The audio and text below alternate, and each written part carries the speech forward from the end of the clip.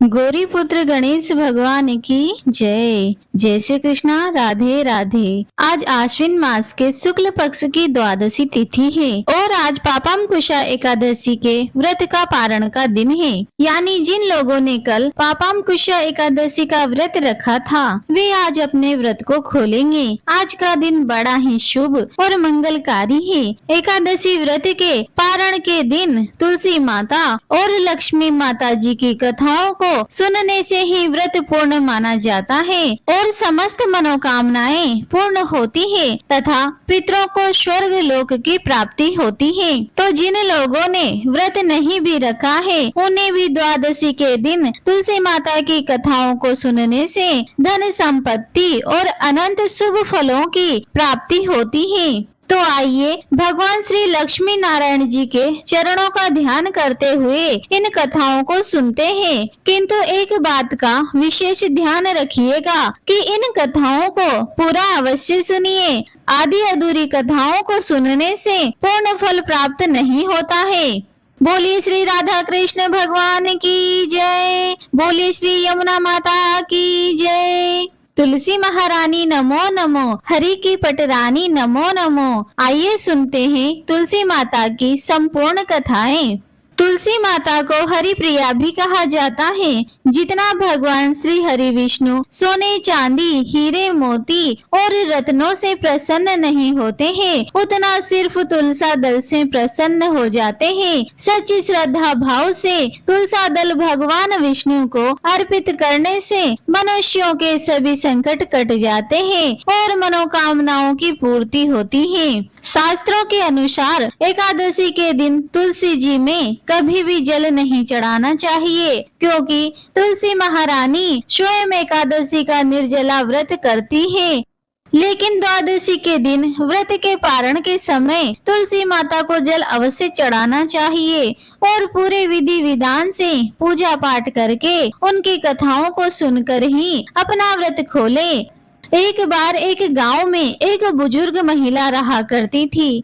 वह बहुत ही पूजा पाठ किया करती थी। वह रोज तुलसी माँ की पूजा करती थी और वह बुजुर्ग महिला रोज तुलसी माता से कहती, हे तुलसी माँ, तुम मुझे बहू दे, पीताम्बर की धोती दे, मीठा मीठा घास दे, बैकुंठ में वास दे, चटक की चाल दे, पटक की मोत दे, चंदन का काठ दे, रानी सा काज दे, दाल भात का भोजन दे, ग्यारस की मोत दे और श्री कृष्ण जी का कंधा दे। वे बुजुर्ग महिला हर महीने में तुलसी माता की रोज पूजा करती और उनके बिड़ले को रोज सींचती। तुलसी माता बुजुर्ग महिला की बात को सुनकर धीरे धीरे सूखने लगी। तभी भगवान श्री कृष्ण जी ने देखा कि तुलसी माता सूख रही है और तभी एक दिन भगवान श्री कृष्ण जी तुलसी माता जी के पास प्रकट हुए और भगवान श्री कृष्ण जी ने तुलसी माता से पूछा, तुम क्यों सूख रही हो? सभी महिलाएं तुम्हारी पूजा करती हैं और तुमको रोज सींचती हैं, लेकिन फिर भी तुम सूखती जा रही हो। इसका कारण क्या है? इसके बाद तुलसी माता ने भगवान श्री कृष्ण जी से कहा कि हे प्रभु, एक बुजुर्ग महिला मेरे पास रोज आती है और रोज एक ही बात बोलती है, हे तुलसी माता, सबकी दाता, मैं तेरा बिड़ला सींचती हूँ। तुम मुझे बहू दे, पीताम्बर की धोती दे, मीठा मीठा घास दे, बैकुंठ में वास दे, चटक की चाल दे, पटक की मोत दे, चंदन का काठ दे, रानी सा राज दे, दाल भात का भोजन दे, ग्यारस की मोत दे और श्री कृष्ण जी का कंधा दे। मैं उस बुजुर्ग महिला की सारी मनोकामनाएं पूरी कर सकती हूँ, लेकिन उसकी एक मनोकामना पूरी नहीं कर सकती हूँ।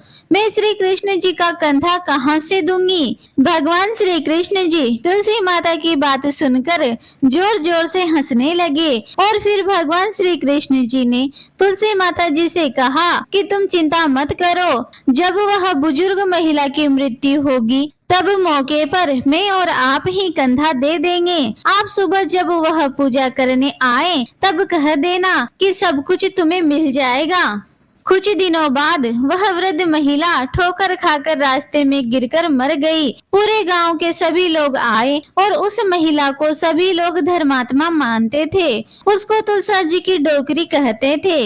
उसके परिवार में कोई भी नहीं था, इसीलिए गांव वालों ने ही उसके अंतिम संस्कार की योजना बनाई और उसे नहलाकर जब बैकुंठी पर बैठाने के लिए उसे उठाने लगे तो उसका मृत शरीर इतना भारी हो गया था कि उसे कोई भी नहीं उठा पाया। यह सब देखकर वहाँ के लोग तरह तरह की बातें करने लगे और कहने लगे कि यह इतना पूजा पाठ करती थी, हर समय माला फेरती थी, इसीलिए यह इतनी भारी हो गई है।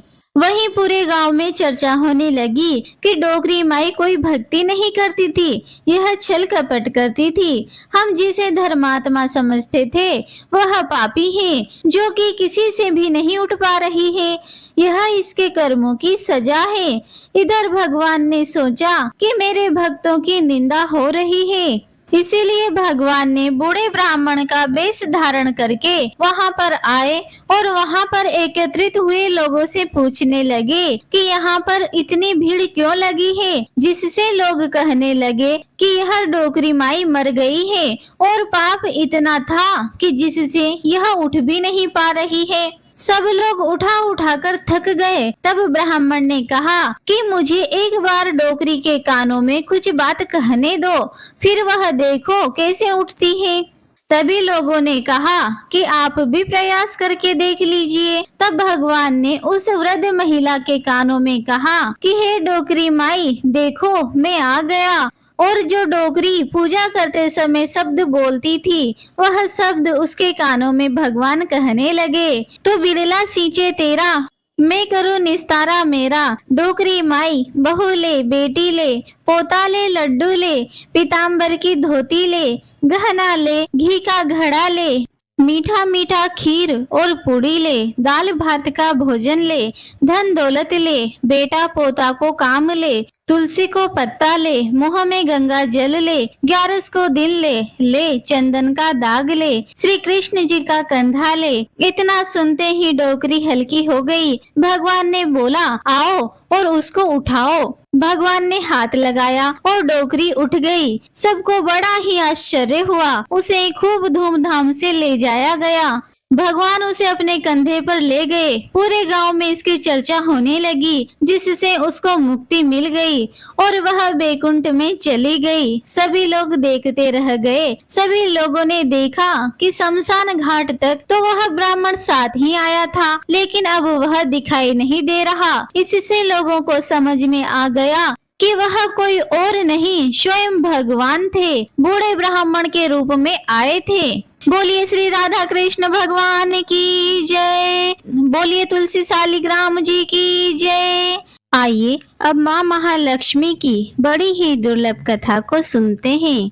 सौराष्ट्र में एक समय भद्रश्रवा नाम के राजा थे। वे बड़े पराक्रमी राजा थे। 4 वेद, 6 शास्त्र, 18 पुराणों का उन्हें ज्ञान था। उनकी रानी का नाम सूरज चंद्रिका था। रानी दिखने में सुंदर और सुलक्षणा थी तथा पतिव्रता भी थी। उन दोनों को 7 पुत्र तथा उसके बाद एक कन्या का वरदान मिला था। कन्या का नाम श्याम बाला था। एक बार महालक्ष्मी जी के मन में आया कि जाकर उस राजा के राजप्रसाद में रहे, इससे राजा को दुगनी धन दौलत की प्राप्ति होगी और वह इस धन दौलत से अपनी प्रजा को और सुख दे पाएगा। गरीब के घर अगर रहे और उसे धन दौलत प्राप्त हो तो वह स्वार्थ की तरह केवल अपने ऊपर ही खर्च करेगा। यह सोचकर श्री महालक्ष्मी जी ने बूढ़ी ब्राह्मण स्त्री का रूप धारण किया। हाथ में लाठी लिए लाठी के सहारे रानी के द्वार तक पहुंची। यद्यपि उन्होंने बूढ़ी औरत का रूप धारण किया था, पर उनके चेहरे पर देवी का तेज था। उन्हें देखते ही एक दासी सामने आई। उसने इनका नाम, धाम, काम, कर्म पूछ डाला। वृद्ध ब्राह्मण का रूप धारित माता लक्ष्मी ने कहा, बालिके, मेरा नाम कमला है, मेरे पति का नाम भुवनेश है, हम द्वारिका में रहते हैं। तुम्हारी रानी पिछले जन्म में एक वेश्य की पत्नी थी। वह वेश्य गरीब था। दारिद्र्य के कारण हर रोज घर में झगड़े होते थे तथा उसका पति रोज उसे मारता पीटता था। इन बातों से तंग आकर वह घर छोड़कर चली गई। तथा वन जंगल में खाली पेट भटकने लगी। उसकी इस दुर्दशा पर मुझे बहुत दया आई। तब मैंने उसे सुख संपत्ति देने वाली श्री महालक्ष्मी की कथा सुनाई। मेरे कहने पर उसने श्री महालक्ष्मी का व्रत किया। श्री महालक्ष्मी प्रसन्न हुई, उसकी गरीबी दूर हो गई, उसका घर संसार दौलत संपत्ति से भर गया। बाद में पति पत्नी दोनों परलोक सिधारे। लक्ष्मी जी का व्रत करने के कारण वे लक्ष्मी लोक में रहे। उन्होंने जितने साल महालक्ष्मी का व्रत किया उतने ही 1000 साल उन्हें सुख भोग मिला। इस जन्म में उसका जन्म राजघराने में हुआ है, परंतु वह श्री महालक्ष्मी का व्रत करना भूल गई है। उसे यह याद दिलाने के लिए मैं यहाँ आई हूँ।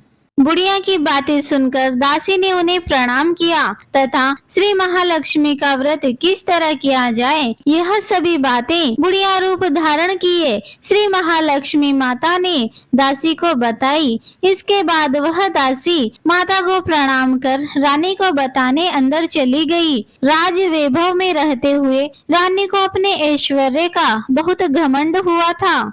संपत्ति तथा अधिकार की वजह से वह उन्मत्त हो गई थी। दासी द्वारा बताई गई बुढ़िया की बातें सुनकर वह आग बबूला होकर राजद्वार पर आकर बुढ़िया रूपी श्री महालक्ष्मी पर बरस पड़ी। उसे यह मालूम नहीं था कि श्री महालक्ष्मी बुढ़िया का रूप धारण किए द्वार तक आई है, परंतु रानी का इस कदर रूप बर्ताव तथा अपना अनादर देखकर माता ने वहां ठहरना ठीक नहीं समझा।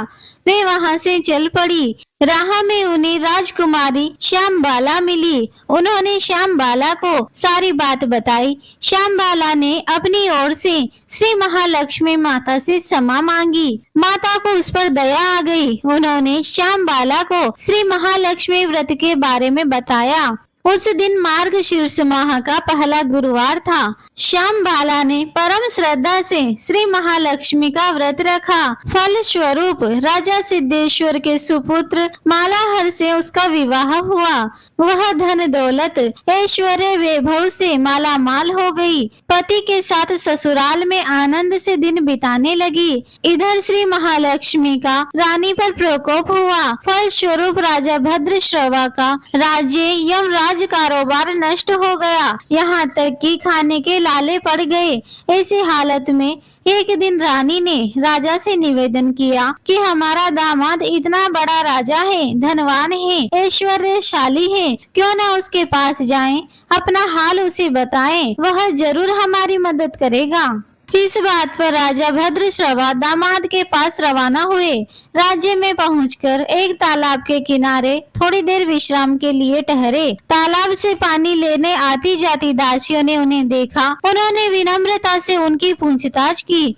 जब उन्हें यह मालूम हुआ कि वे रानी श्यामबाला के पिता हैं, तो दौड़ते हुए जाकर उन्होंने रानी को सारी बात बताई। रानी ने दासी के हाथ राज परिधान भेजकर बड़े ठाट से उनका स्वागत तथा आदर सत्कार किया, खान पान करवाया। जब वे लौटने लगे तो सोने के मोहरों से भरा हुआ घड़ा दिया। राजा भद्रश्रवा जब वापस लौटे तो उन्हें देखकर रानी सूरज चंद्रिका बहुत खुश हुई। उन्होंने सोने के मोहरों से भरे घड़े का मुंह खोला, पर हे भगवान, घड़े में धन दौलत के बदले कोयले मिले।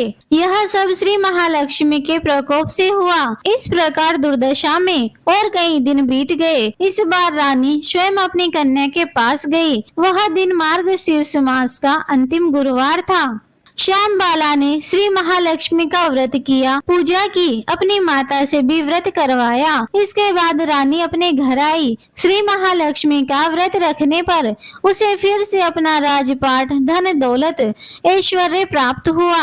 वह फिर से सुख शांति आनंद में जीवन बिताने लगी। कुछ दिनों बाद राजकन्या श्यामबाला अपने पिता के घर आई। उसे अपने घर देखकर सूरज चंद्रिका को अपनी पुरानी बातें याद आई कि श्यामबाला ने अपने पिता को घड़ा भर कोयला दिया था और उसे तो कुछ भी नहीं दिया था। इस कारण श्यामबाला को पिता के घर आने पर उसका कोई आदर आतिथ्य नहीं हुआ, बल्कि अनादर हुआ। पर उसने इस बात का बुरा नहीं माना। अपने घर लौटते समय उसने अपने पिता के घर से थोड़ा नमक ले लिया। अपने घर लौटने पर उसके पति ने पूछा, अपने मायके से क्या लाई हो? इस पर उसने जवाब दिया कि वहाँ का सार लाई हूँ। पति ने पूछा कि इसका मतलब क्या हुआ? श्याम बाला ने कहा, थोड़ा धीरज रखो, सब मालूम हो जाएगा। उस दिन श्याम बाला ने सारा भोजन बिना नमक डाले पकाया और परोसा। पति ने खाना चखा, सारा खाना नमक बिना था, इसीलिए स्वाद नहीं आया। फिर श्याम बाला ने थाली में नमक डाला, इससे सारा भोजन स्वादिष्ट लगने लगा। तब श्याम बाला ने अपने पति से कहा, यही है वह मायके से लाया हुआ सार। पति को उसकी सारी बात सही लगी। फिर वह दोनों हंसी मजाक करते हुए भोजन करने लगे। कहा गया है कि इस तरह जो कोई श्रद्धा भाव से श्री महालक्ष्मी जी की पूजा करेगा, उसे माता की कृपा अवश्य प्राप्त होती है, सुख संपत्ति शांति प्राप्त होती है, सभी मनोकामनाएं पूरी होती है। परंतु यह सब कुछ प्राप्त होने पर भी माता जी की पूजा को नहीं भूलना चाहिए। हर गुरुवार को व्रत पाठ अवश्य करना चाहिए। इस तरह श्री महालक्ष्मी की महिमा भक्तों की मनोकामनाएं पूरी करती है। बोलिए श्री लक्ष्मी नारायण भगवान की जय।